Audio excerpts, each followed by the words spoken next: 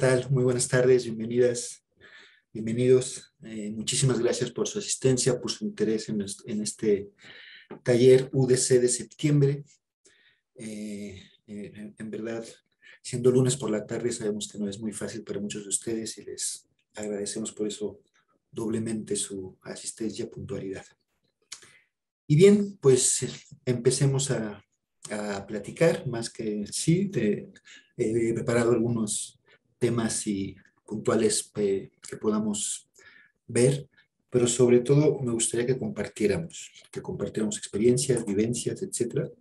Nuestra agenda para el taller de hoy, este taller UDC de septiembre, es plantear algunos acuerdos básicos acerca de la dinámica que les proponemos llevar en este taller.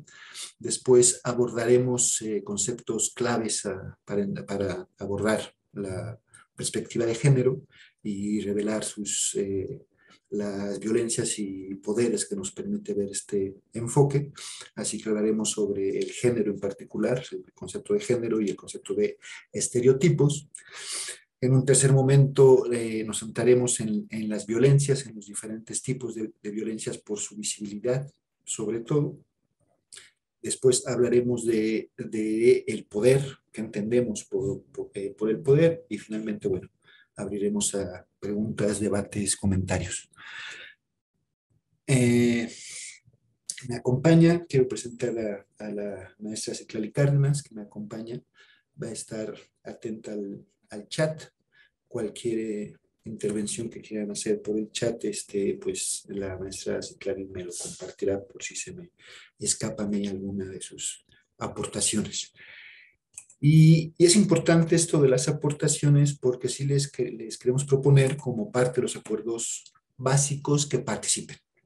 No se trata de, como taller, no es tanto una ponencia ni nada magistral, sino es un taller en el que, bueno, a partir de las ideas que se vayan abordando y poniendo sobre la mesa, ustedes me gustaría que participaran, sí con participaciones idealmente que sean pertinentes, concisas, respetuosas, es decir, amables, que compartamos experiencias, inquietudes, dudas, que abramos el debate, a partir idealmente también de la comunicación asertiva, que se le llama. Seguramente ya ustedes conocerán este término. A mí en lo particular me gusta definirlo como sí ejercer una escucha activa, estar atento a lo que se comenta, a lo que se comparte, y a partir de esta escucha activa construir nuestros argumentos, comentarios como palabras puente, ¿no? Que sirven para acercarnos y no para separarnos, dividirnos. También seguramente ya muchos de ustedes conocen este término de la net etiqueta, que se refiere a las pautas de comportamiento, la etiqueta que hay que llevar en estas dinámicas de la red, que tiene que ver, bueno, con eso, con el respeto, con comportarnos en la red como si estuviésemos directamente de forma presencial, ¿no? Con la amabilidad y el respeto que estas dinámicas interpersonales nos requieren. Vamos ahí entonces. ¿Algún inconveniente acerca de esta propuesta de acuerdos básicos? Pueden o levantar la mano en la sala o compartirnos por el chat. Si hay alguien. Ok. Ninguna. Perfecto. Gracias, Romelia. Esaín, vientos, Esaín. Gracias, está ahí. Ahí veo todito hacia arriba. Vamos ahí entonces a empezar con este viaje, aventura, por lo que es el género.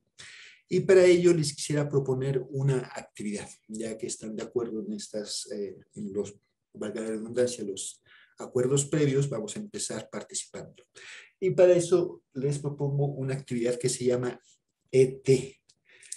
Ya después lo pensé y hubiera sido más bonito el nombre de el alienígena o la alienígena.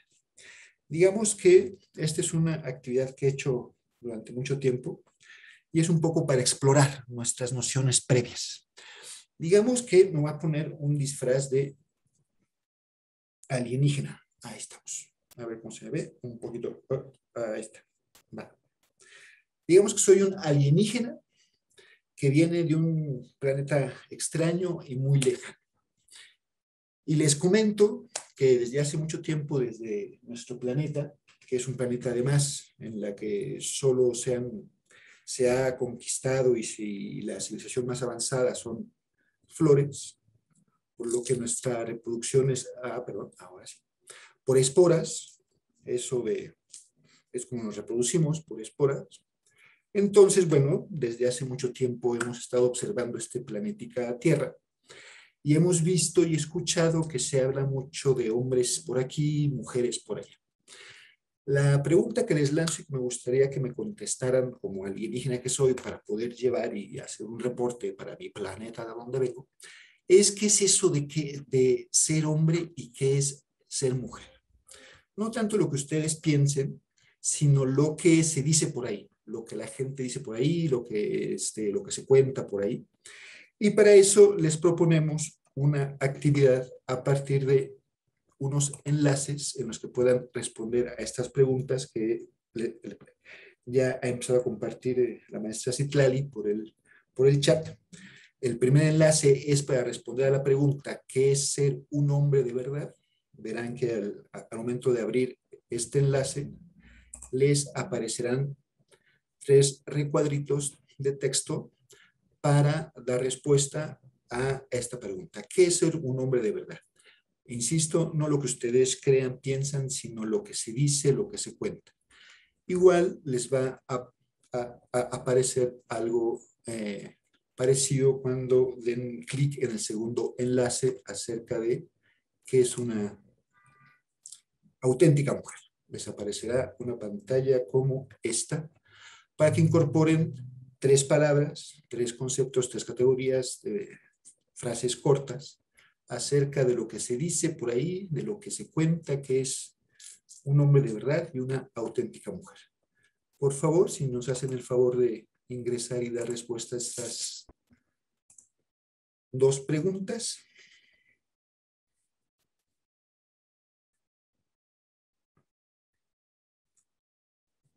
Vamos a dar un poco de tiempo en lo que me quito mi disfraz de alienígena vegano.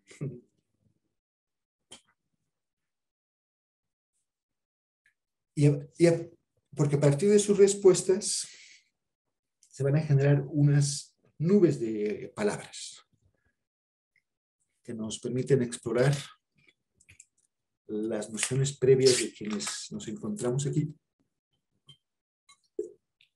acerca de estas ideas tan comunes de sentido común que es el ser hombre y el ser mujer.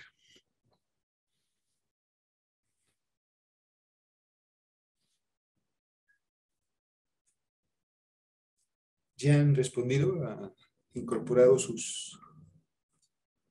Vamos a empezar a explorar sus respuestas acerca de ser hombre.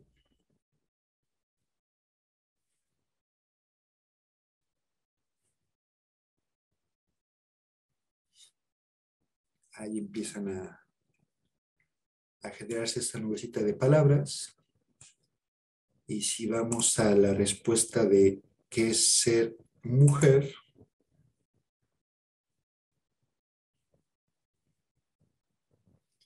claro, ahora somos poquitos, con principio respetuosa, inteligente.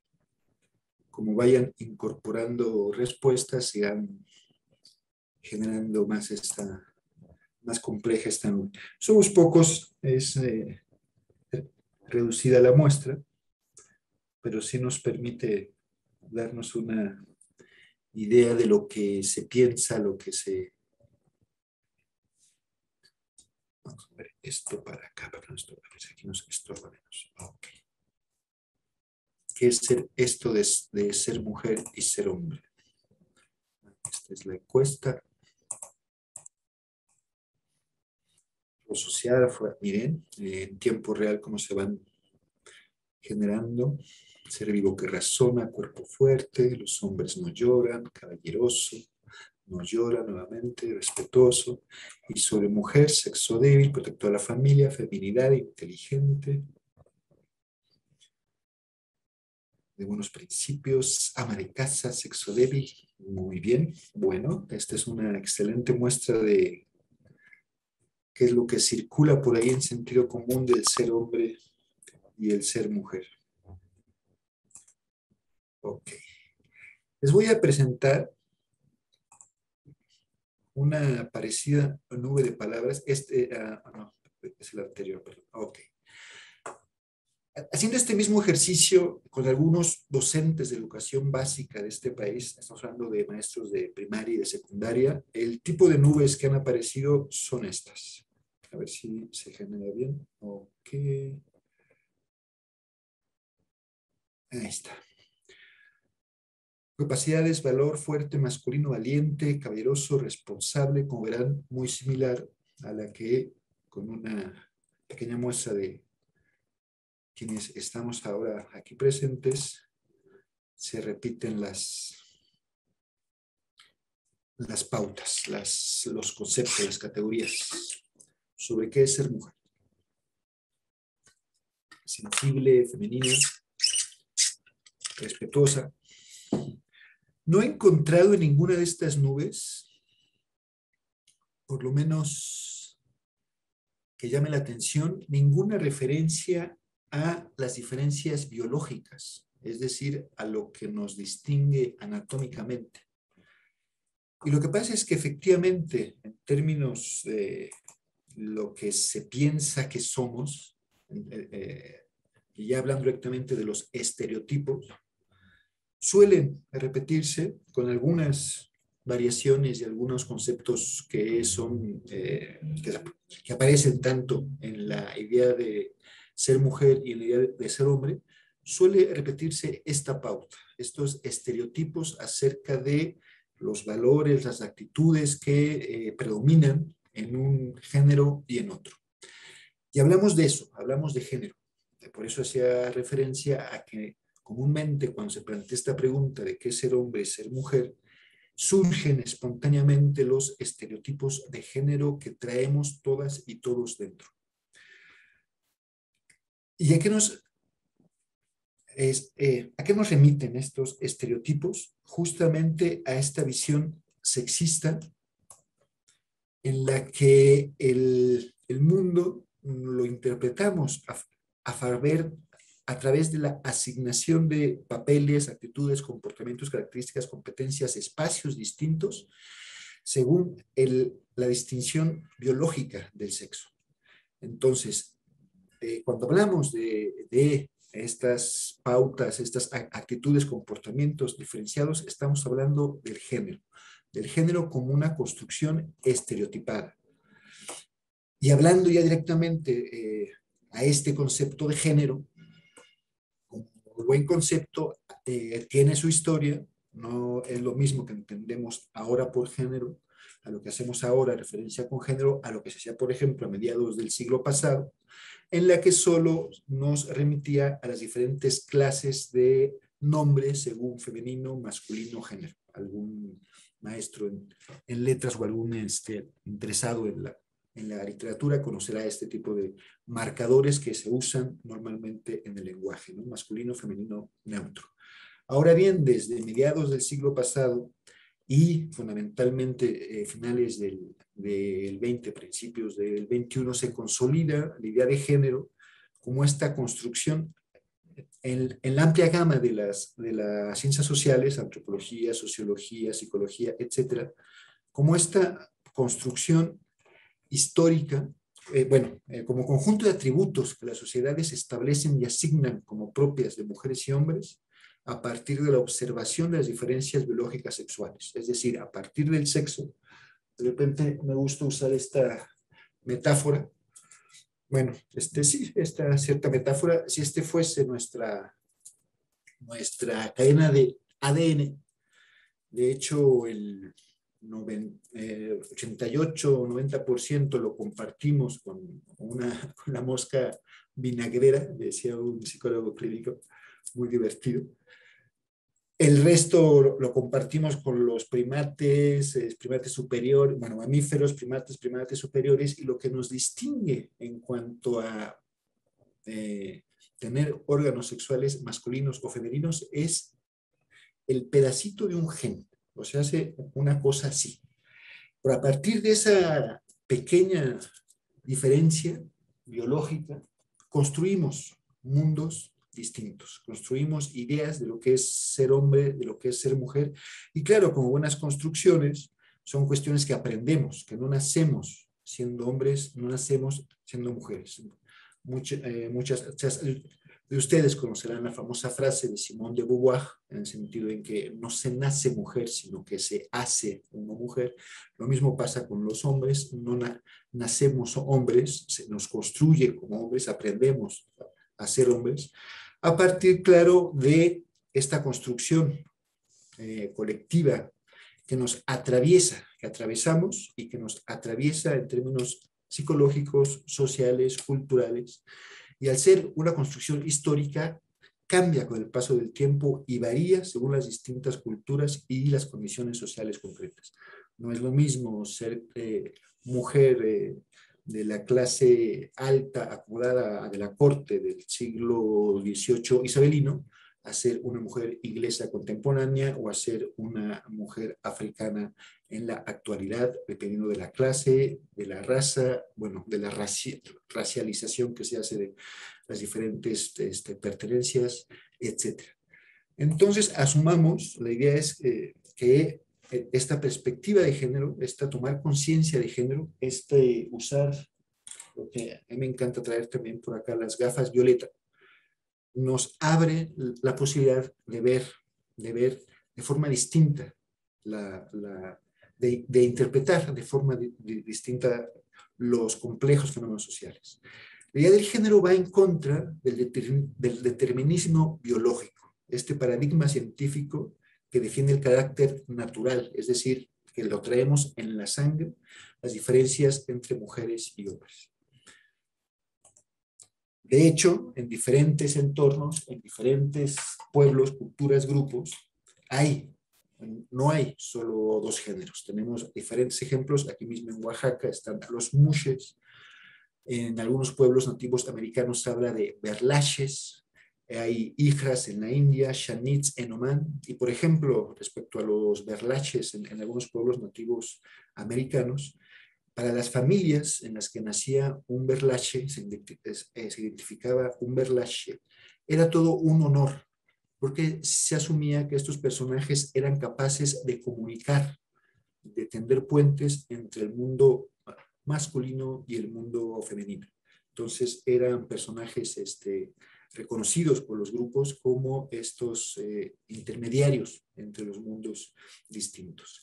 Es decir, sí tenemos que asumir que la idea de género, la perspectiva de género, nos hace ver que es un fenómeno sociocultural fluido, difuso, variable, y eso que aparece de repente personajes comunicantes entre un aparentemente mundo opuesto al otro cuando no es necesariamente así.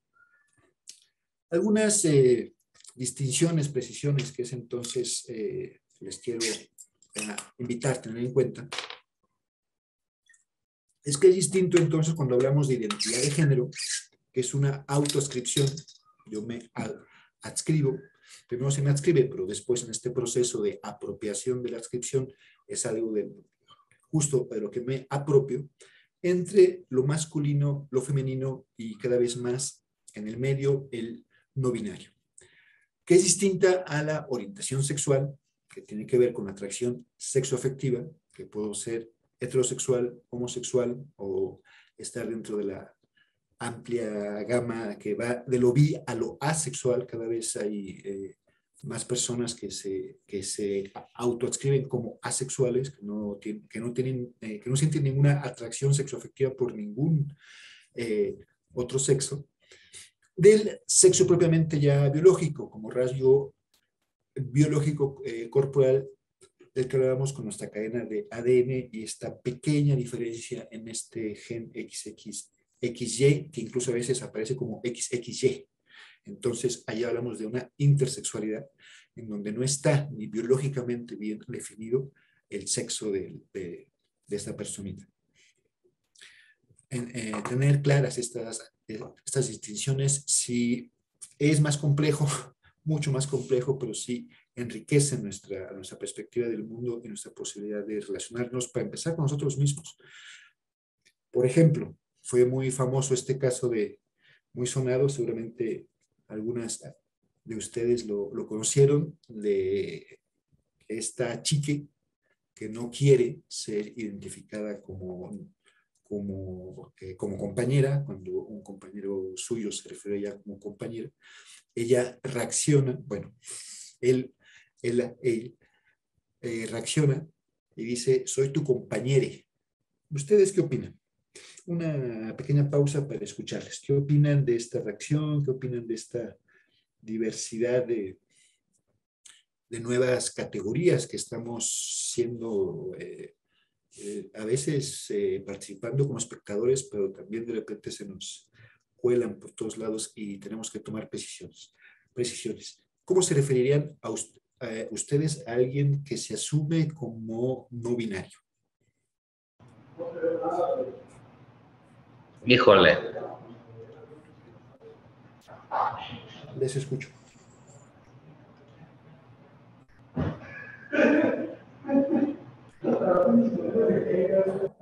¿Es el micrófono de quién? yo maestro, Ok. Esaín. Esaín, adelante, Esaín, te escuchamos. Pues yo tengo dos cosas muy diferentes, ¿no? Creo que en esta cuestión del no binario no estoy muy de acuerdo. Eh, Creo que es una parte más a la cuestión de la bisexualidad y siento que no estoy de acuerdo muy en esta cuestión del no binario, por la razón de que pues estaríamos creando más categorías, ¿no? Ya como bien lo dice, la cuestión de la comunidad empezó con tres cuestiones: LGTB, lesbiana, gay y transexual, y ahorita en la actualidad es LGTB más queer. Creo que la cuestión de la sexualidad es muy amplia y aquí tendría más cuestión de una identificación en el caso de esta muchacha que se dice no binaria. Siento que no estoy muy de acuerdo yo. Ok, Hay Esaín. mucho contexto tanto social y como en la personalidad. Efectivamente, sí, como decíamos, es un constructo, el género en sí es un constructo psicosociocultural, es decir, atraviesa, cuando menos nos atraviesa, y de hecho todas y todos nosotros somos, si lo pensamos bien, constructos de esta naturaleza. Primero, nuestro yo surge del entorno, y a partir de este entorno nos identificamos y operamos en términos concretos, por eso lo social, pero también en términos culturales, es decir, de valores, de creencias, y es lo que nos hace ser en esta complejidad rica. Gracias, Esaín, por tu participación. ¿Alguien más que nos quiera compartir su opinión, sus ideas acerca de cómo se referirían a alguien que se asume como no binario? Porque además hablamos de cosas distintas. Una es la identidad de género, otra cosa es la orientación sexual y otra el sexo biológico. Por eso ahí hace referencia a este cúmulo de letras que cada vez se agregan a la diversidad de género, sexual, afectiva, etcétera, ¿no? Les escucho o les leemos por el chat.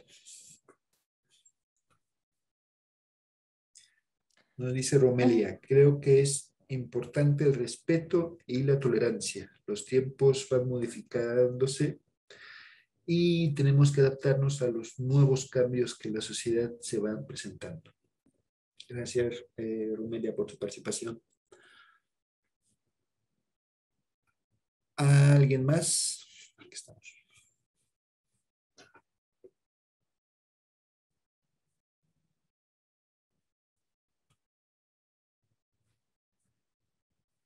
Vale, para seguir avanzando entonces.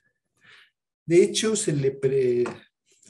tengo un testimonio que se le pregunta esto a una institución tan conservadora y tan formal como la Real Academia de la Lengua, se le pregunta cómo me puedo referir a una persona no binaria con este debate de esta chique.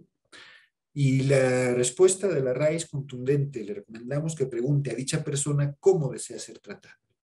Es decir, si les comparto un poco el sentido de lo que decía Romelia, esta necesidad, uno, de partir del respeto y de la consideración al otro, y de estar abiertas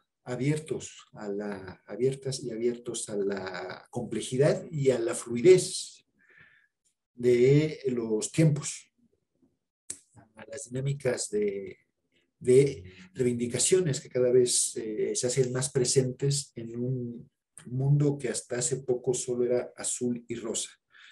Y efectivamente la bandera arcoíris de este movimiento nos remite a eso, a la diversidad de personalidades, de propuestas, de autoascripciones que podemos echar mano cada vez más y de las que cada vez más grupos colectivos están echando mano. Berenice, más tarde, me parece que en este contexto, nos dice Berenice Martínez, me refería a la persona de acuerdo a cómo quiere ser nombrada. Mira, perfecto, sí, sí, efectivamente, Berenice, justamente eso es también lo que propone, insisto, una institución tan a veces arcaica como es la Real Academia de la Lengua, que no reconoce el lenguaje inclusivo, etcétera. Pero bueno, recordemos que el lenguaje también es un constructo cultural que está cambiando y que en la medida en que lo usemos de forma distinta es que en su momento llega a ser reconocido por las instituciones que comúnmente se mueven mucho más lentamente y son mucho más difíciles de transformar y actualizar.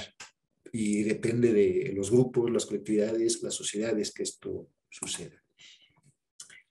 Volviendo a algo más acotado como es el género, porque no se trata de hablar de toda esta diversidad, sino lo acotaremos a el género y algunas de sus dimensiones, ¿no?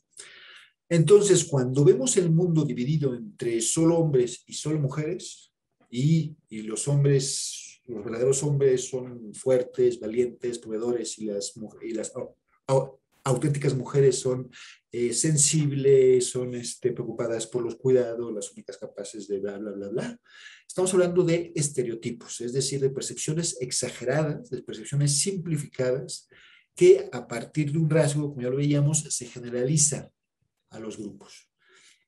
Todas estas expresiones de todos los hombres son iguales, o todas las mujeres son iguales, tan comunes por lo menos en mi generación, hace unas cuantas décadas, y todavía lamentablemente se sigue reproduciendo, nos apuntan a prejuicios en última instancia.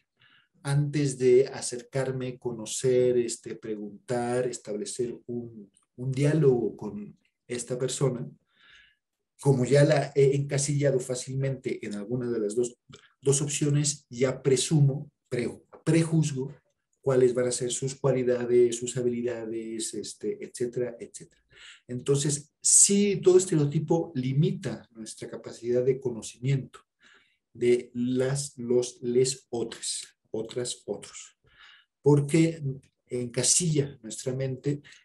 Resulta relativamente cómodo jugar con estereotipos porque no nos detenemos, no nos abrimos, pero nos reduce infinitamente nuestra capacidad de comprender, de acercarnos, de conversar, etc. Antonio Domínguez comenta: hola, tardes a todos. Yo considero que cada quien tiene el derecho de sentirse, identificarse como considera. Efectivamente, bueno, por ahí va el asunto. Gracias, Antonio, por tu participación. ¿Ustedes qué dirían? ¿Se ha conseguido la igualdad de género? Es decir, son reivindicaciones de hace ya, desde finales del siglo XVIII, con las más, digamos, más reconocidas con las sufragistas inglesas, ya se ha avanzado en la legislación, pero ustedes que, Ruth, Ruth nos comenta, creo que es muy importante ahondar en los factores psicosociales que inciden en la decisión de esta persona hacia su elección respecto a su definición como ser sexual. ¿De acuerdo, Ruth? Sí, podríamos... es todo un campo de debate seguramente, sé que, que todos estos temas están súper abiertos y están son protagónicos ahora. Por eso nuestra propuesta de abrir este taller de diálogo e intercambio, porque son debates contemporáneos actuales. ¿Ustedes qué dirían? ¿Se ha conseguido la igualdad de género? ¿Hemos conseguido la igualdad de género? ¿Van a abrir su micrófono para participar o por el chat?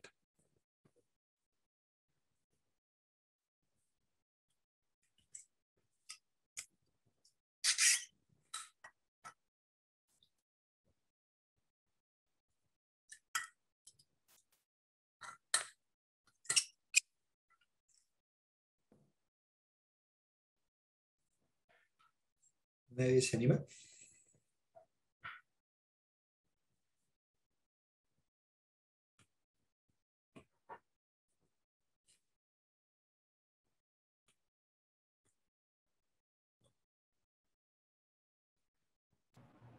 No, yo creo que no. Gracias, Zain. Antonio Ah, también. Sí, adelante, Zain. creo que apenas en la actualidad hay unos tanto cambios sociales como cambios legales. Hace poco salía algo muy bueno, ¿no? Sobre la Suprema Corte, daba que también los hombres tenían el derecho a los 3 meses de la cuestión de la paternidad, ¿no? Creo que esa es una parte también tanto de igualdad para el hombre, que aunque todavía faltan muchas cosas, tenemos demasiadas lagunas legales en esa cuestión de igualdad de género. Pero creo que ahí México va poco a poco. Ahí vamos. Se ha avanzado sin duda. Romela nos dice, se han logrado algunos cambios, pero aún queda mucho trabajo por realizar al respecto. Antonio, no te falta mucho para conseguirla. María Zoe, se han conseguido varias cosas, pero falta mucho. Efectivamente, sin duda hemos avanzado como sociedades en general, unas más que otras. Ahora haremos algunas más distinciones. Se ha avanzado, es decir, se ha conseguido el voto, los derechos iguales. Sí, la semana pasada fue histórico en este país con las sentencias de la Suprema Corte de Justicia respecto al derecho de las mujeres sobre su propio cuerpo. Y efectivamente, como también lo comentaba Esaín, esta igualación del el derecho al descanso por paternidad hacia los hombres. Y ahí está un punto clave. Yo creo que efectivamente en términos formales hemos avanzado, pero en términos más de andar por casa, y lo digo literalmente, andar por casa respecto a las tareas de cuidado, respecto a la corresponsabilidad de las crianzas, respecto a las tareas de intendencia que todo hogar necesita, aún seguimos como sociedades sobre exigiendo a las mujeres más que a los hombres. No digamos ya cuestiones que lo veremos, de violencia, feminicidios, diferencia de sueldos por por el mismo trabajo, por el simple hecho de ser mujer. Estadísticamente está comprobado, no solo en México, en toda Europa, por ejemplo, países relativamente más avanzados, que una mujer gana en promedio menos que un hombre por el mismo trabajo. Los famosos techos de cristal, es decir, de repente esto, supongo que aquí también hay más profesoras que profesores a nivel de educación, no digamos preescolar, que ahí son inmensa mayoría, primaria, secundaria, pero quienes llegan a los puestos de dirección, de supervisión, son más hombres que mujeres. Y así en toda la estructura institucional. También en las universidades cada vez está más claro que quienes tienen los mejores promedios en las universidades son mujeres, pero quienes ocupan las cátedras y los puestos de toma de decisión son mayoritariamente hombres. Entonces, sí, si bien, insisto, en términos formales, legales, se ha avanzado mucho y se sigue avanzando, todavía estamos lejos de la plena igualdad entre mujeres y hombres. Y entonces tenemos que hablar de esta palabreja que a veces a algunos les da miedo.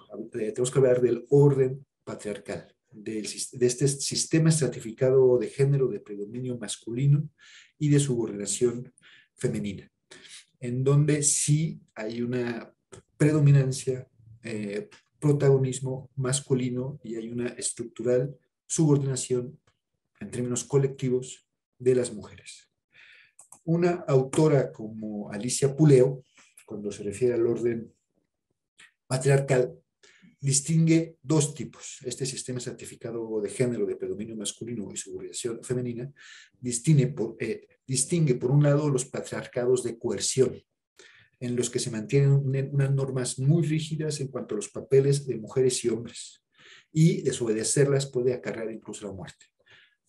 Tenemos lamentablemente muy cercano la noticia de la recuperación de Afganistán por los talibanes, en donde sí se va a hacer mucho más visible este tipo de patriarcados. No solo en Afganistán, todavía hay muchos países en los que por ley hay una clara subordinación de las mujeres, una clara y explícita subordinación del colectivo femenino al colectivo masculino.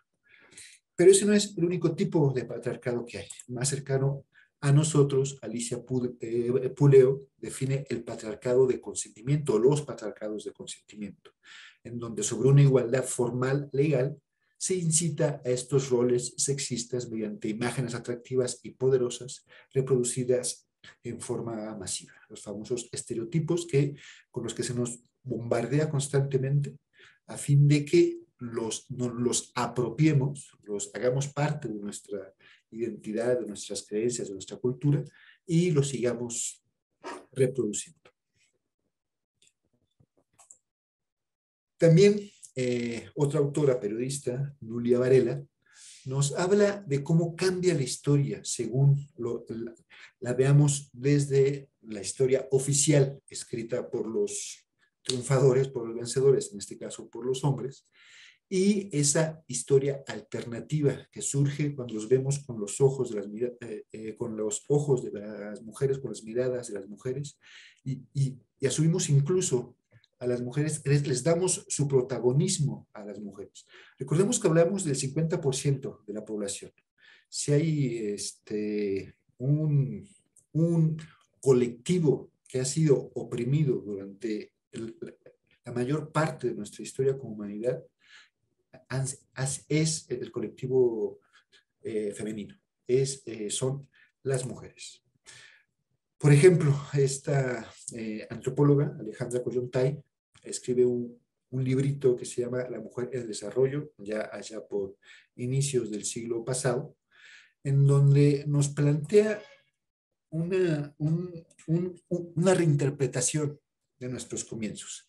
Seguramente muchos de nosotros tenemos esta idea de que el proceso de humanización de nuestra especie se da en torno a la caza de los grandes mamíferos, ¿no? Y todo lo que implica la organización y a partir para esta caza del mamut y la gran caza.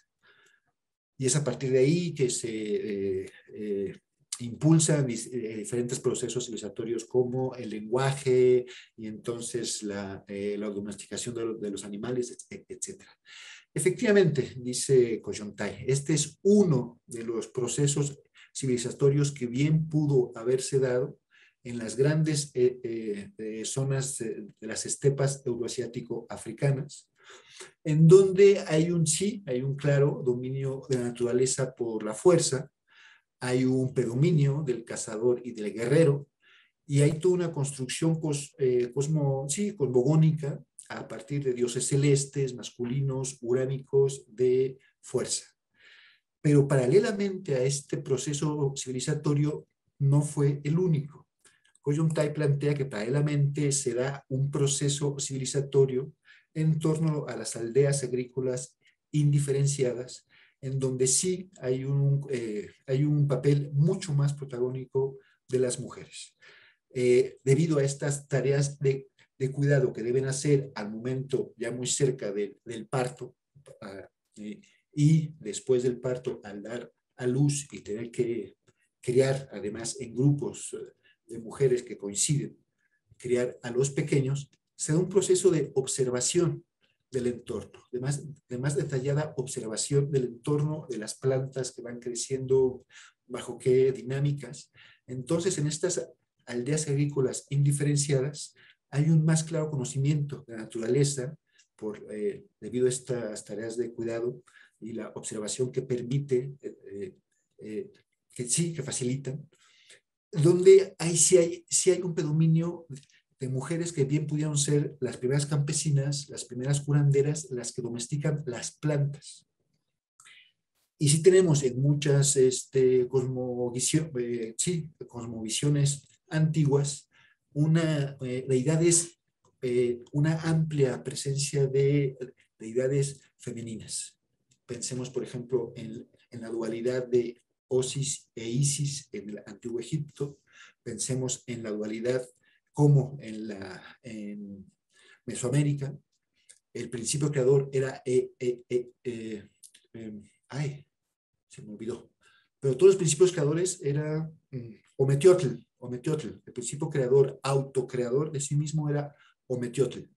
Pero se podía manifestar tanto como Ometecihuatl en su figura femenina, como Ometecutli en su figura masculina. Y cada uno de los otros 4 grandes principios creadores, de los que, a partir de los que Ometeotl se desenvuelve, también tienen representaciones tanto masculinas como femeninas. La clave, digamos, una de las cuestiones que explica por qué el patriarcado acaba surgiendo e imponiéndose prácticamente en todo el mundo, es porque históricamente se da una constante conquista de estos pueblos, hordas pastoriles y nómadas, hacia las aldeas agrícolas indiferenciadas.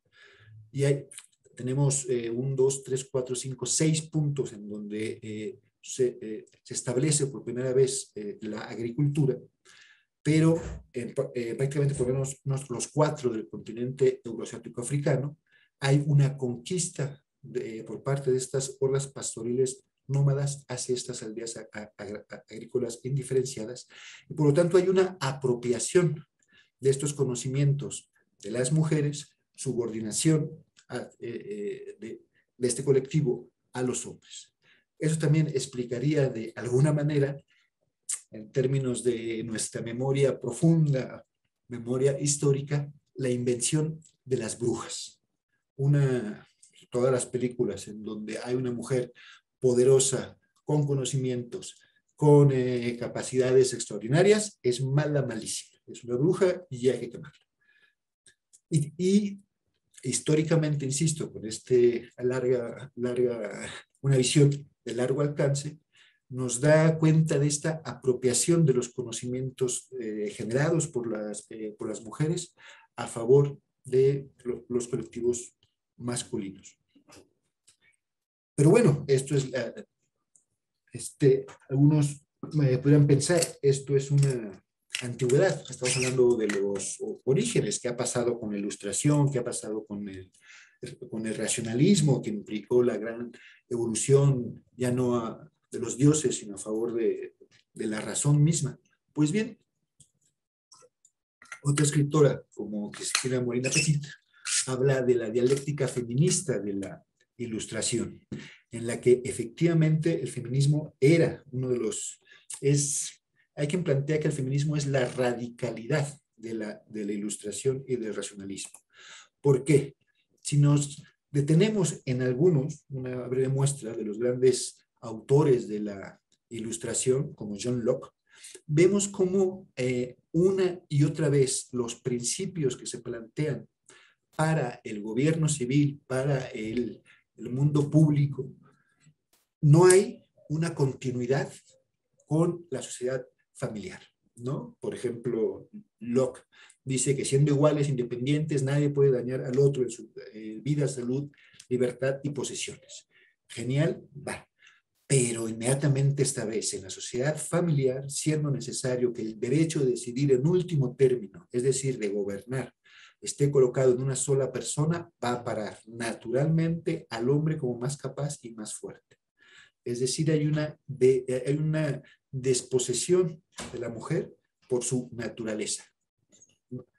Otro clásico, Jean-Jacques Rousseau, ¿no? Cuando habla de en la sociedad civil, la desigualdad física no implica la desigualdad moral o de poder, y esta debe regirse por la voluntad general. Sin embargo, él mismo establece en la sociedad familiar, el poder paterno parece con razón establecido por la naturaleza. Y bueno, después divaga sobre los sexos en el que uno es activo y con que el otro tiene que ser pasivo y débil, ¿no? Y esto lo hace en su famosa, en su famosa obra Emilio o de la educación. Y hace esta clara distinción entre la mujer igual a pasión naturaleza, que debe ser sometida por el hombre, en donde ahí radica la razón.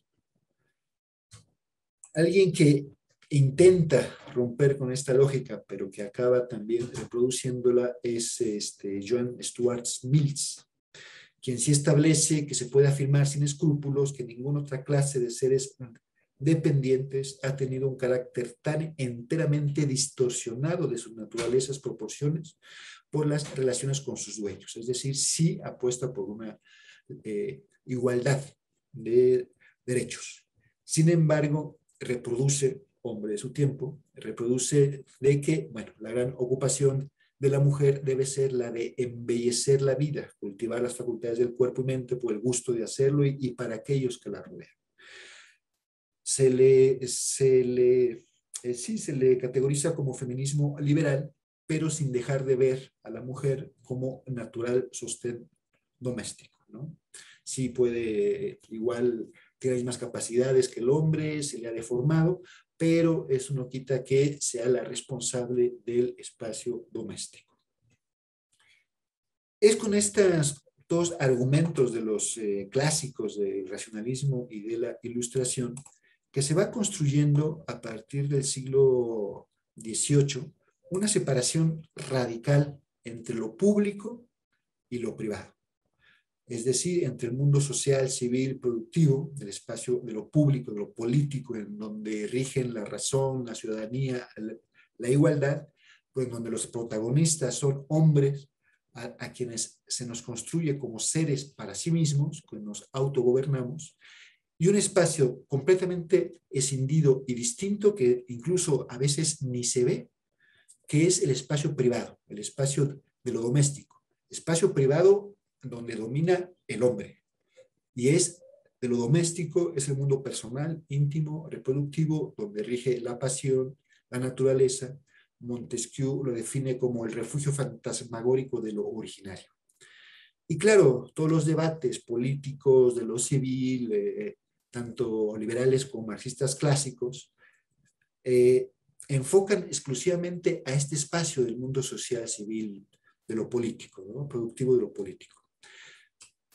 Hasta que llega la segunda ola del feminismo con su consigna: lo personal es político. No hay tal escisión.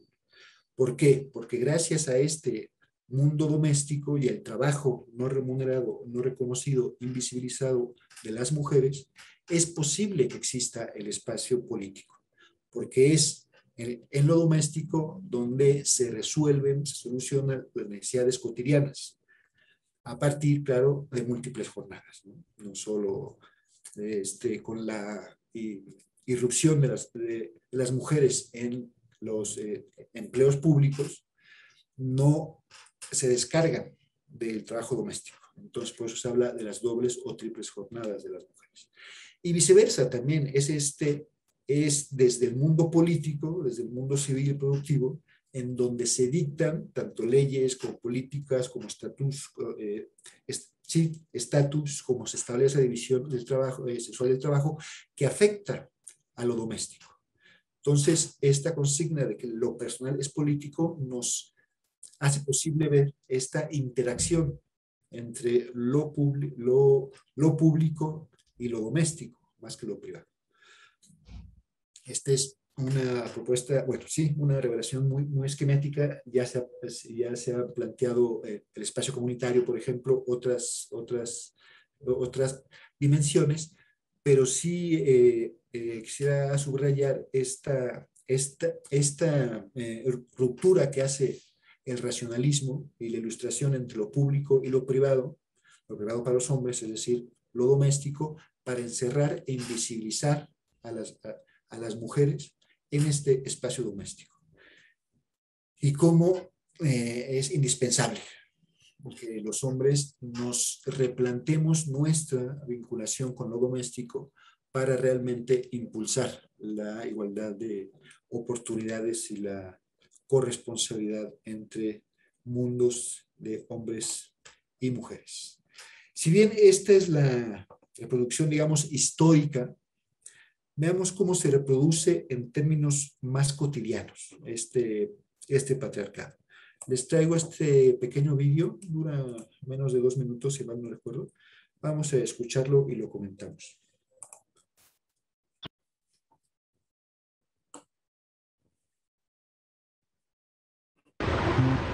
A través de un famoso experimento se muestra cómo. Tomamos a un bebé. Lo vestimos de rosa. Y luego pedimos a unos adultos que no saben que es un niño que le hablen.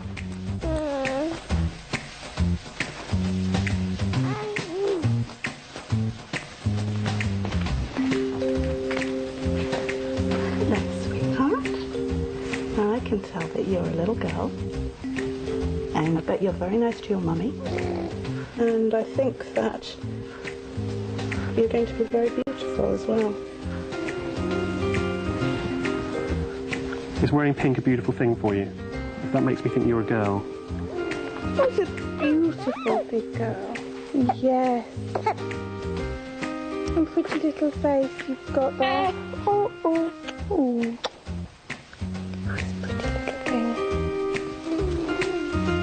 Después cogemos al mismo bebé. Le quitamos la prenda rosa y la sustituimos por una de color azul.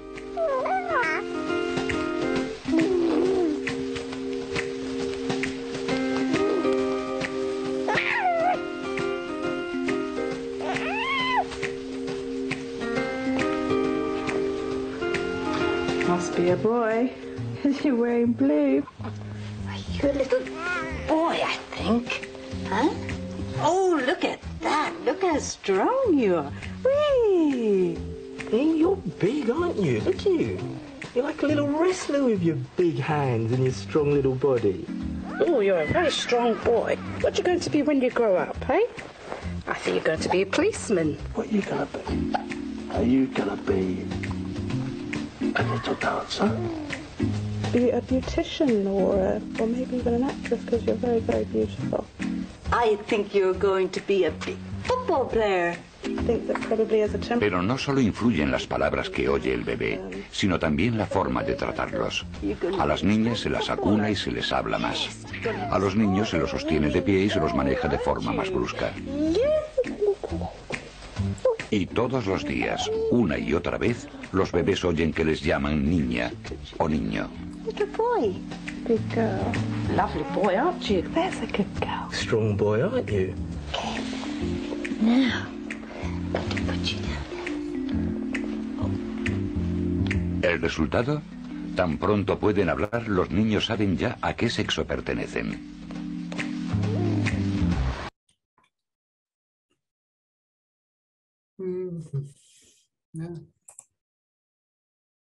Okay. Ahí está. Es así como se reproduce cotidianamente los estereotipos. No de forma violenta, es con los cuidados mismos con este trato diferenciado que les damos a nuestros pequeñines y pequeñinas. Y a partir, insisto, de un sesgo que no tiene nada de natural. Y claro, al ser, no sé si sepan, esto es un dato bien curioso, en el proceso de humanización a las hembras primates, cuando empiezan a erigirse en dos pies, su cadera para poder caminar a largas distancias de forma bípeda, su cadera se estrecha. Entonces tienen que parir a las crías mucho antes de lo que en promedio cualquier mamífero pare, porque si no se romperían, las caderas se romperían. Esta cuestión aparentemente anatómica, biológica, ¿qué implica? Implica que somos la especie mamífera que llega al mundo, bueno, que sale del útero de su madre, lo menos acabada, lo menos terminada, por decirlo así. Es decir, cualquiera ve un potrillo a los 15 minutos de que sale del útero de su madre, ya es relativamente independiente, ya se pone de pie. Un humanito tarda 1 año para ponerse de pie. En promedio nacemos 1 año antes de lo que deberíamos nacer dentro de la escala de los mamíferos. Y esto hace que nuestro proceso de desarrollo individual se concluya afuera ya del útero, a partir de estas interacciones con nuestros cuidadores y cuidadoras. Y esto es lo que de repente nos encontramos con estudios que dicen las mentes adolescentes de niñas y de mujeres y hombres, las conexiones neuronales son distintas. Claro que son distintas. Si desde pequeñitos se han moldeado de forma distinta, acaban generando estructuras neuronales distintas. Esto no implica, y que quede muy claro, que esto que hemos aprendido no lo podemos desaprender. No sé si alguno de ustedes ha oído hablar del término neuroplasticidad. Justamente esta capacidad de moldear y de reconfigurar nuestras estructuras neuronales también nos distingue como especie. Entonces, sí, es algo aprendido que se va marcando en nuestras mentes, pero que por lo mismo que es aprendido se puede desaprender. En otro video pues lo vamos a saltar. Y llegamos a esto, ¿vale? Vemos que históricamente si hay un proceso de violencia, de apropiación de los conocimientos y de la historia e invisibilización de la historia de las mujeres, pero que en términos cotidianos la reproducción no es necesariamente violenta, se da por cuidados. ¿Qué dirían ustedes que es la violencia? Pueden abrir micrófonos o participar en el chat. Nos dice Ruth, los roles generan expectativas y crecemos tratando de cubrir esas expectativas que la sociedad impone para ser aceptados. Efectivamente, Ruth. Eso es uno de los mecanismos, ahora lo veremos muy rápidamente, pero sí, esto no es individual en sentido estricto, es en términos grupales.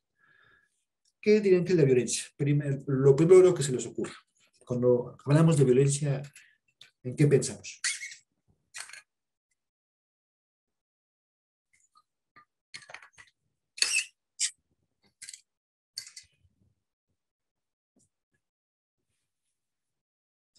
¿Alguna voluntario?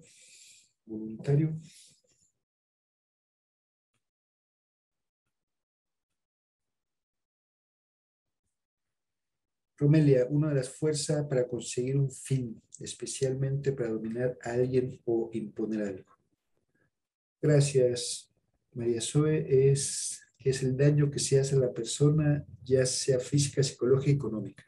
Sí, también es tipos de violencia por lo que se busca dominar, Sue. Muchísimas gracias.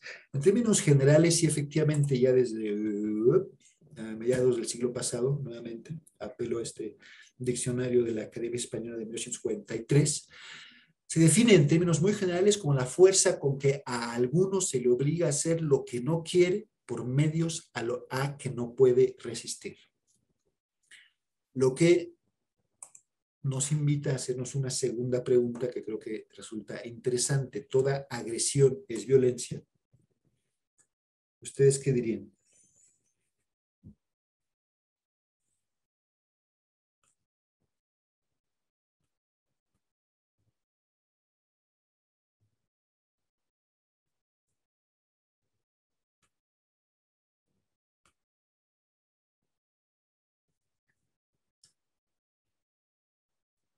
Okay.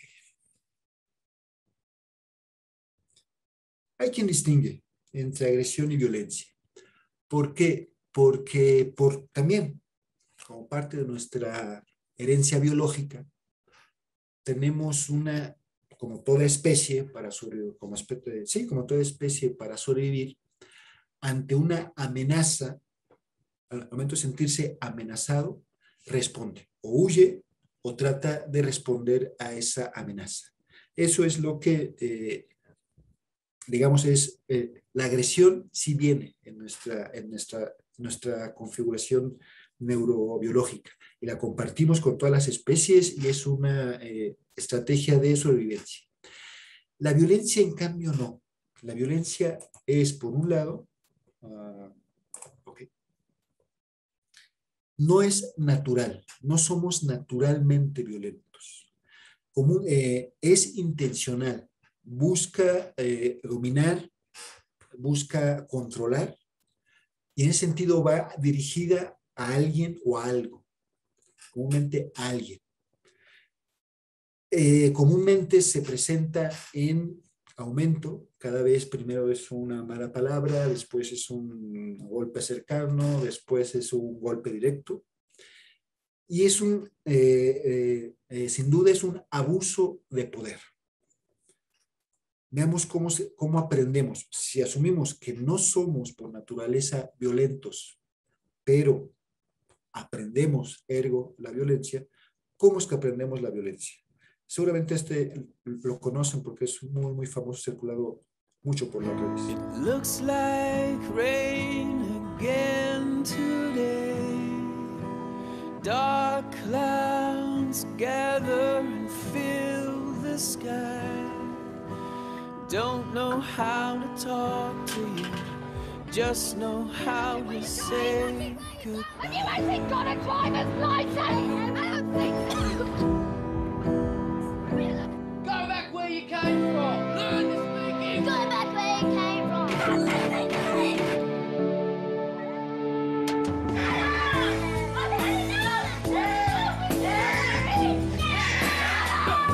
Is that what you think?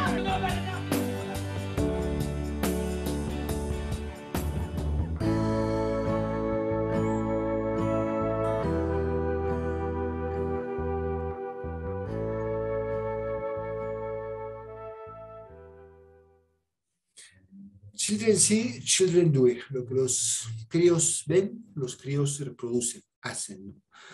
Una de nuestras básicas mecanismos de aprendizaje es la imitación. Y si una cría está en un entorno violento, xenófobo, sexista, va a aprender, asumirá a ser violento, xenófobo, sexista, etc.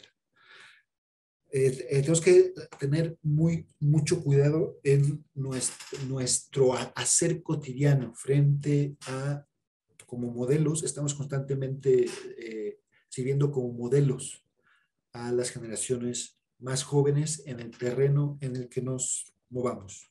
Hay que tener claro esto para tratar de ser conscientes de lo que estamos reproduciendo con nuestro hacer. Ok. Sigamos.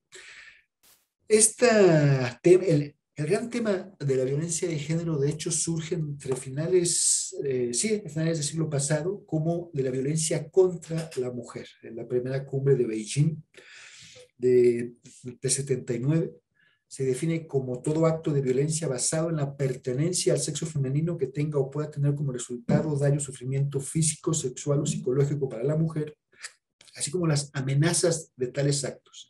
La coacción, la privación arbitraria de la libertad, tanto se produce en la vida pública como en la vida privada.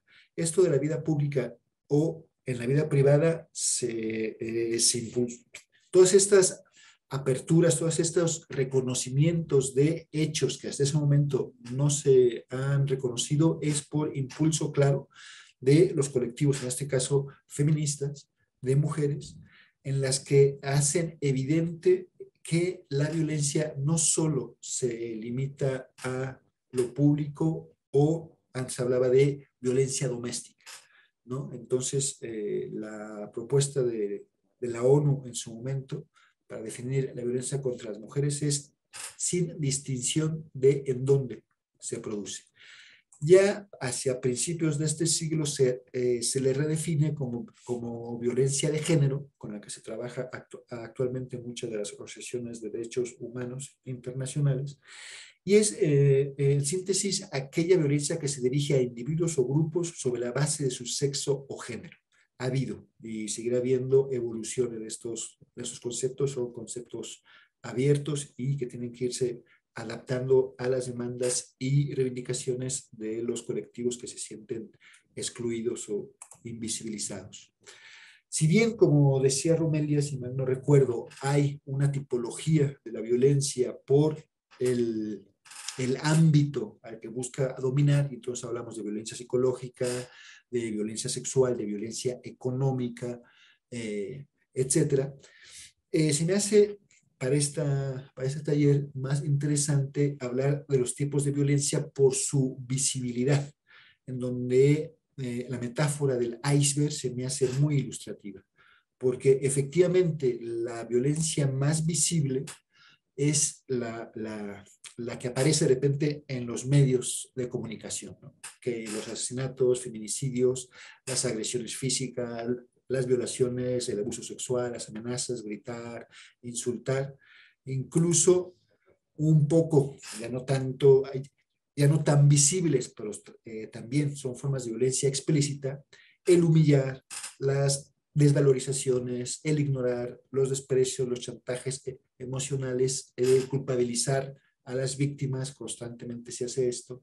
Pero incluso en el fondo de este iceberg que podemos definir como sociedad patriarcal, los micromachismos que define Bonino, ahora volveremos a él, que son formas invisibles y algunas mucho más sutiles, ¿no? El humor, los chistes sexistas, la publicidad en donde se reproducen los estereotipos de género, el lenguaje sexista, las maniobras de controlar, invisibilizar, anular a las mujeres, el famoso mansplaining, en donde están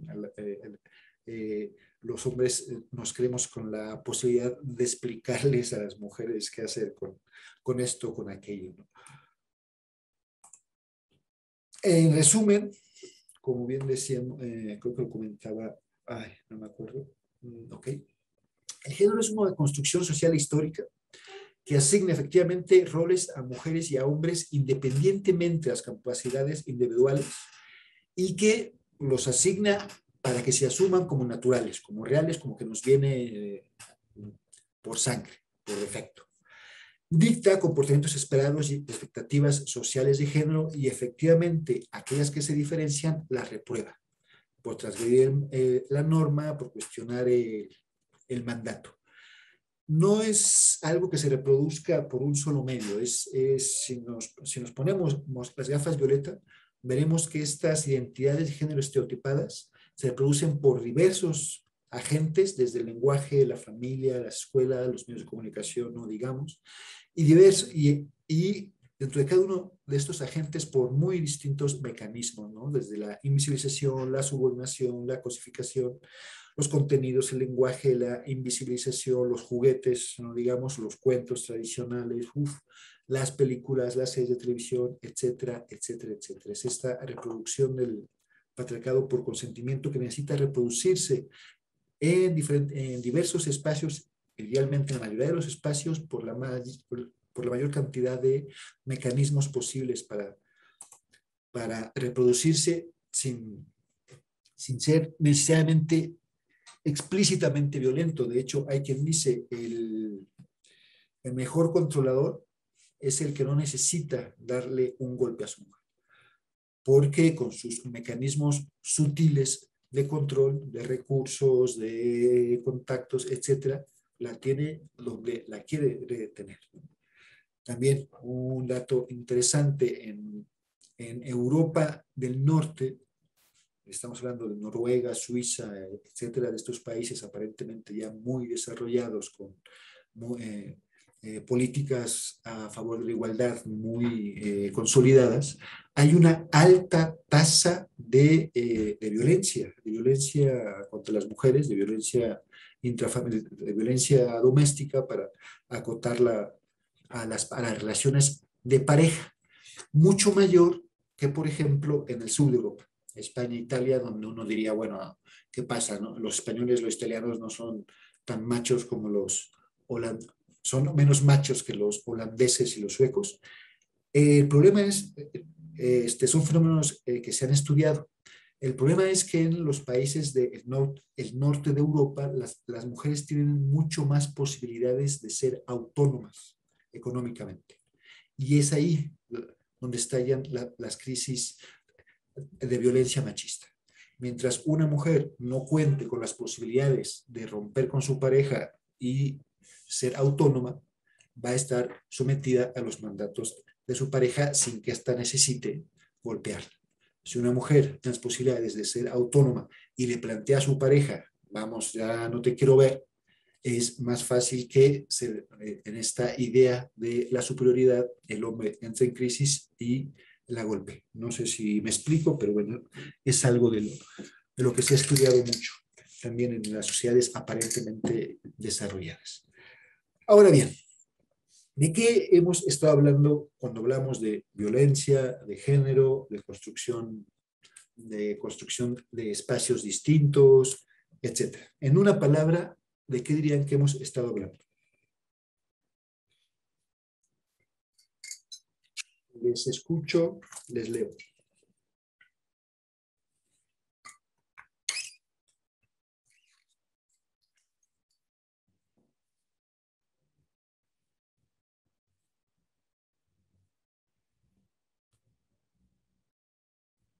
¿No?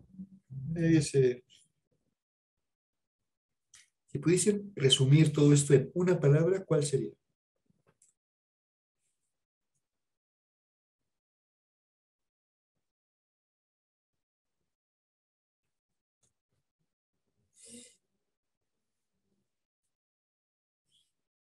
Romelia, ¿alguna idea?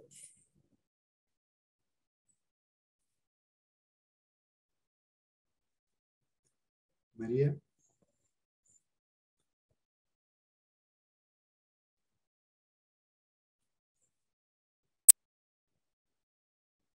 Aida.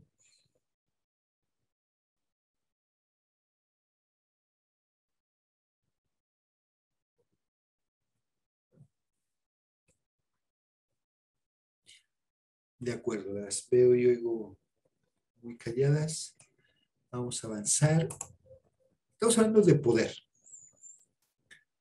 Una palabra puede ser, si hay una palabra en la que pudiésemos resumir todo lo dicho hasta ahora, es la palabra poder. Pregunta inmediata, lo siento, soy muy provocador. ¿Qué es el poder? ¿Qué es eso? ¿A qué nos suena cuando oímos la palabra poder? Es como tener la capacidad o el control de algo, ¿no? Gracias, Esaín. Sí, muy bien. Solamente que hablar del poder tiene mucha cuestión subjetiva, ¿no? Ya lo decía Michel Foucault, en la cuestión del poder, entonces es algo muy, muy general. La microfísica del poder. Libro precioso de Foucault. ¿Alguien más? Poder es tener el control, dice Xochitl. Gracias. Romelia Género, sí. Fuerza, control, ok. Control, dominio. Romelia otra vez, gracias. Ok. Efectivamente, comúnmente cuando lanzo esta pregunta en la infinidad de talleres en ocasiones en que he hecho este tipo de talleres, solemos en automático relacionar la palabra poder con este tipo de cosas, control, dominio, en una frase muy planteada muy clara, es el poder sobre otros. Y que en este caso les invitaría a limitar, a delimitar esta noción de poder del sentido común como el poder del patriarca. Es un cierto poder que sí, que podemos adquirir mediante el conflicto y la confrontación directa. Si queremos dominar a otro, controlar a otro, lo ideal es tener poder sobre él y ejercer sobre ese otro nuestro poder. Este tipo de poder es el que nos acerca a la idea de violencia. Y Gandhi nos dice que este tipo de poder a lo que da lugar es a la violencia como miedo a los ideales de los demás. Hablando de este poder, del poder sobre otros, el del patriarca adquirido mediante el conflicto y la confrontación directa, me gustaría compartirles este breve vídeo de Eduardo Galeano.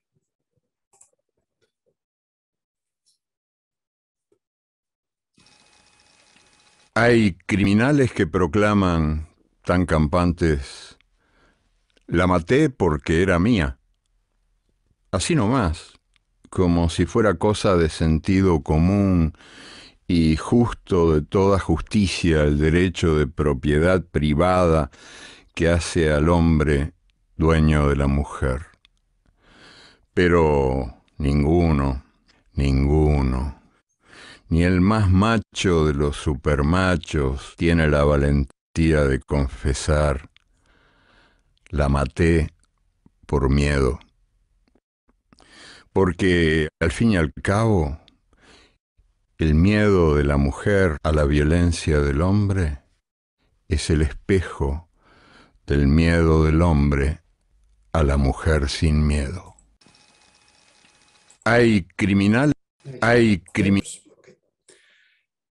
En palabras de Galeano, autor uruguayo que les recomiendo muchísimo, es muy alumbrador de muchas pequeñas cuestiones fundamentales.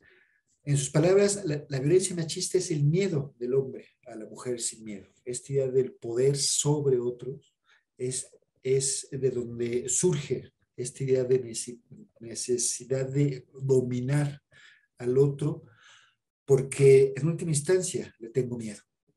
Necesito controlarlo, dominarlo para de alguna manera controlar mis propios miedos. Ahora bien, este es el único poder del que podemos hablar. Respecto al poder patriarcal, sin duda, respecto a este poder sobre el otro, el del patriarca, sin duda, hombres y mujeres tenemos que seguir caminos distintos. El camino del colectivo femenino en general es empoderarse, fortalecer sus posiciones, fomentar el bienestar personal, establecer alianzas entre ellas, como ya lo están haciendo. Y en cambio, el camino de nosotros, chicos, lamento decirles que pasa por el desempoderarnos, por el abdicar a ciertos privilegios. Y aquí sigo a este autor, no es ninguna feminista radical, es Luis Bonino, un psicoterapeuta especialista en varones, masculinidad y relaciones de género, y es el autor español que acuña el término de micromachismos. Bonino plantea que si bien el machismo, este sentido de posesividad que tenemos los hombres sobre las mujeres en general como colectivos, es la raíz del problema y las maniobras de control, estos micromachismos, invisibilizaciones son las ramas. Lo que está en el centro del patriarcado, o lo que él le llama el núcleo duro del patriarcado, es nuestro sentirnos con derechos. Insisto, no es algo que hayamos decidido, no es algo que hagamos conscientemente, es algo que hemos heredado como parte de esta cultura patriarcal que todas y todos, de la que todas y todos somos hijos e hijas. Nosotros como hijos varones del patriarcado tenemos en el fondo, aun cuando no violentamos a nuestras compañeros, aun cuando no las insultamos, aun cuando somos fervientes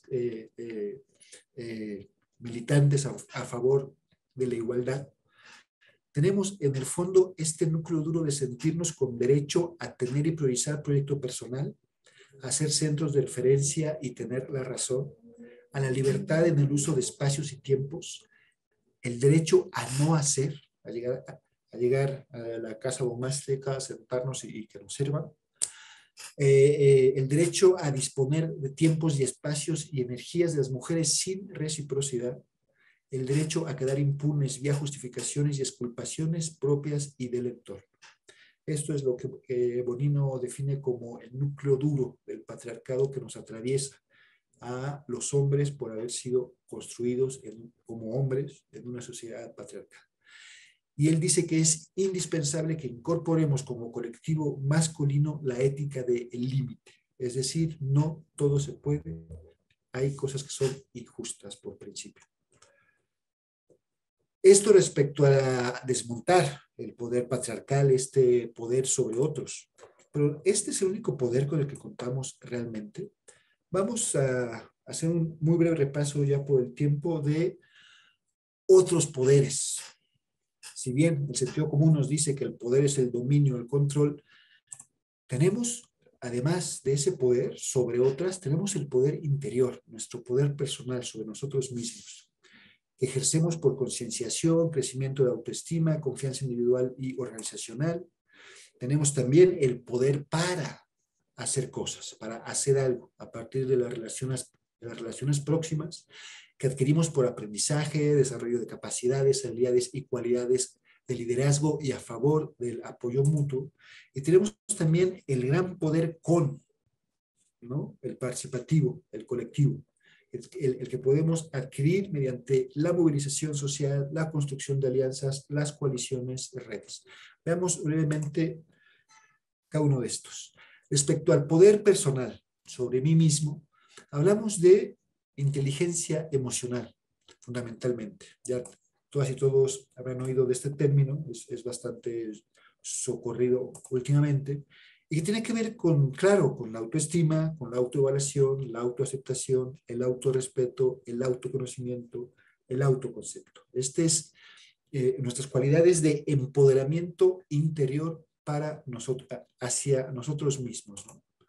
Tenemos el empoderamiento para, me gusta llamarlo el empoderamiento hacia el buen fluir, que tiene que ver, sí, con estas cualidades personales de autoestima, coherencia, autocontrol y resiliencia, pero que también requiere de cualidades interpersonales, como es la empatía, la asertividad y sobre todo la comunicación eficaz.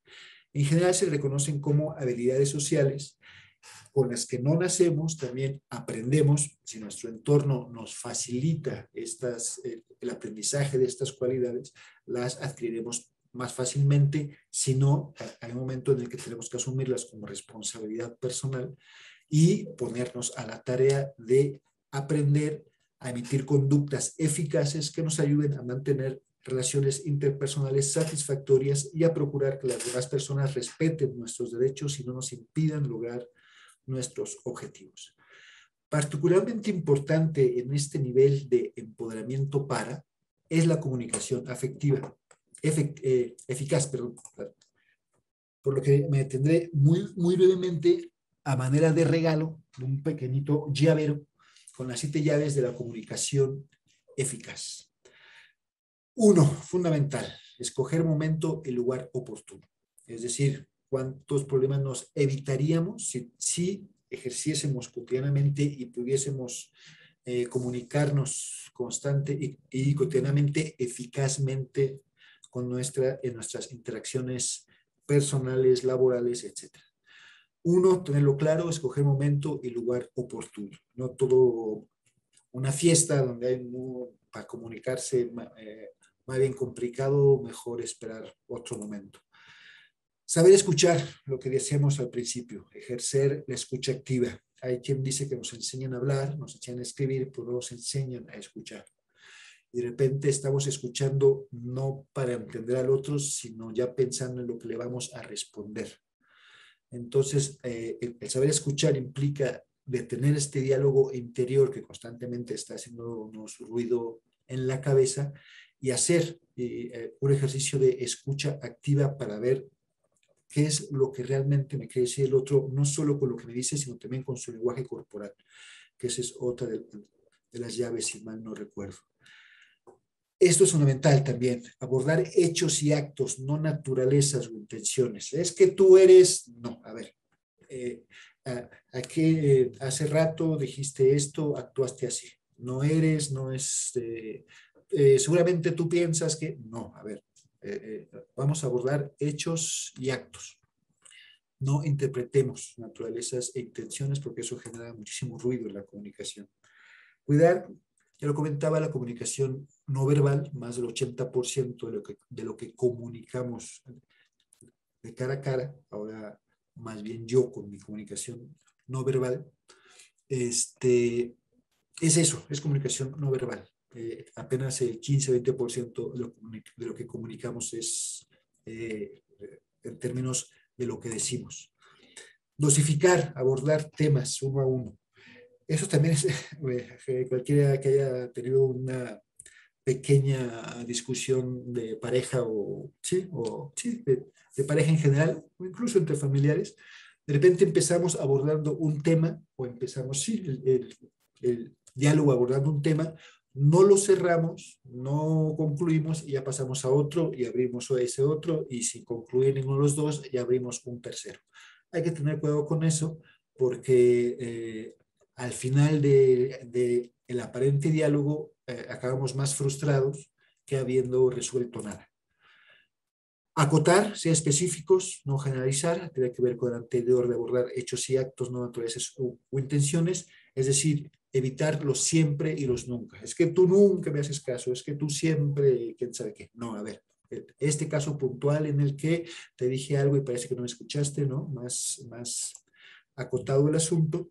Y exteriorizar emociones, no acumular las negativas, porque todos sabemos que somos como un poco como hoy expreso de que si no hay válvula de escape, de repente porque pasó una mosca, como hemos tenido que tragar mucho, es una expresión muy española esto de tener que tragar mucho, aguantado mucho, de repente pues sale todo de repente y sin preguntarse, no busca quién la debe, sino quien la pague. Además de estas 7 llavecitas, también hay que tener cuidado con las posibles distorsiones que puede haber al intentar comunicarnos con cualquier otra persona. Factores ambientales, ruidos, malos momentos. Factores cognitivos, entendemos lo mismo por poder, por género, entendemos lo mismo de lo que estamos hablando, digamos, de repente no estamos entendiendo lo mismo y yo digo verde, tú estás entendiendo rojo. Y estados emocionales, si alguien está muy pachucho, irascible, mejor no, en ese momento no acercarse a entablar una comunicación porque se percibe que no está emocionalmente dispuesto a establecerla. Finalmente tenemos el último empoderamiento, el más grande de los empoderamientos, diría yo, que es una cuestión ya más colectiva, es el empoderamiento que implica, se adquiere por estrategias para generar y consolidar los procesos de emancipación, desarrollo y crecimiento personal, grupal, colectivo. Esto es ya una visión mucho más colectiva, ¿no? Es el proceso por el que adquirimos competencias, es decir, conocimientos, habilidades y actitudes, para analizar críticamente nuestras propias situaciones y dar los pasos adecuados para mejorarlas. Puede haber un sentido de comunidad, de grupo, de sociedad, ¿no? Es el empoderamiento digamos, un ejemplo cotidiano de este empoderamiento es justamente yo siempre les digo, los movimientos feministas, porque de repente se apela a un feminismo cuando hay una gran diversidad cada vez más de movimientos feministas y de derechos a la diversidad. Como conclusión, les quiero compartir esta breve frase de la Declaración de Redes Feministas de América Latina y el Caribe del 2004. Cuando dice, tenemos derecho a exigir igualdad cuando la desigualdad nos inferioriza, pero tenemos el derecho de reivindicar las diferencias cuando la igualdad nos descaracteriza, nos oculta o nos desconoce. Es decir, no hay absolutos, no es que vamos a luchar por la igualdad, no, vamos a luchar por el respeto a la diferencia. Es cada situación, cada circunstancia puntual, tenemos que tener la capacidad de discernir si esa igualdad nos está invisibilizando o si esa diferencia nos está inferiorizando. Hasta aquí, efectivamente, bueno, los recursos que hay en la red son infinitos, muy diversos. También les recomiendo seguir, por ejemplo, a Justo Fernández en Facebook, a los chicos, a las chicas, a Coral Herrera Gómez, acercarse chicos a Gendes, que es Género y Desarrollo ASEC, que está trabajando en cuestiones de masculinidades. En España, pues se puede seguir en red y tiene su canal y sus publicaciones. Contamos con la Asociación de Hombres por la Igualdad de Género. En México, bueno, está en Mujeres, hay organismos internacionales como JAS, que está también trabajando para el empoderamiento de las mujeres. Hay una charla muy recomendable de este cuate que se llama Jacob Katz, La violencia contra las mujeres, un asunto de hombres, porque como dice, no sé si él es quien dice que la violencia contra las mujeres es un problema de los hombres que padecen las mujeres. Yo diría, no solo las mujeres, también otros hombres y niñas, niños, etc. Y creo que por mi parte, hasta aquí es todo. Quedo a su disposición. Bueno, ¿nos puede compartir la grabación de la clase? Sí, claro, a partir de mañana les pediría que nos lo solicitaran por correo. Igual no está listo mañana porque habrá que hacerle algunas ediciones, pero se hacen rápido. Entonces, a partir de quizás mañana por la tarde, más tarde el miércoles, lo tendremos listo para compartirles el enlace. Gracias, Ruth, por preguntar. También, Ruth, un poquito antes. Ok. El poder aplicado a terceros busca el dominio y control que no podemos manejar en nuestras propias emociones. Sí, es eso, es la violencia, ¿no? La violencia como respuesta al miedo a los ideales de los demás, diría Gandhi, y la respuesta machista y la violencia machista como respuesta a las mujeres sin miedo, que diría Galeano. Excelente ponencia. Gracias, Romelia. Un placer, gustito. Los micrófonos, el chat está de su lado, así que las escucho. Si quieren comentar algo, compartir algo.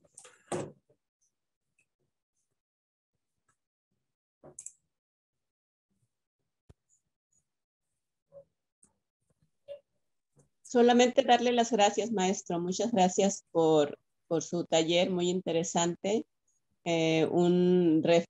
Refrescar, ¿no? la información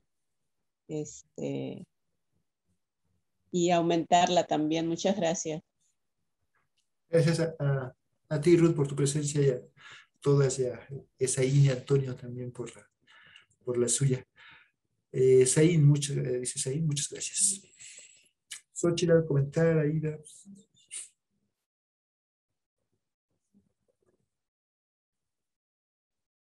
Romelia.